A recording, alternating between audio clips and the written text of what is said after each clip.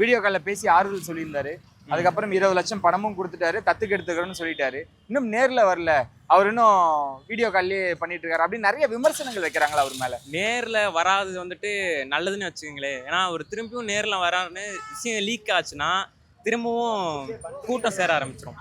அதனால வராது நல்லதுன்னு வச்சுங்க. அவர் வீடியோ காலில் பேசிட்டாருல, அந்த 41 குடும்பம் தானே அங்க பேசிட்டாருல, அதோட முடிஞ்சு, அதை விட்டுருங்க.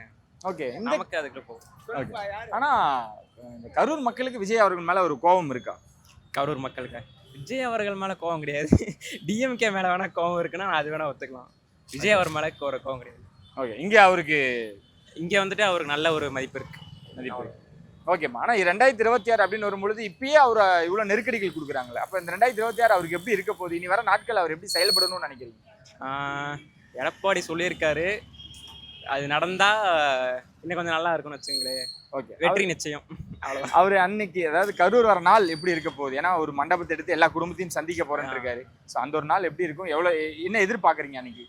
அன்னைக்கும் கண்டிப்பா கூட்டம் சேரும், அது தவிர்க்க முடியாது. இன்னும் கொஞ்சம் போலீஸ்லாம் அன்னைக்கு மாதிரி இல்லாம கொஞ்சம் முன்னேற்பாடுகள் கொஞ்சம் நிறைய பண்ணா நல்லா இருக்கும்.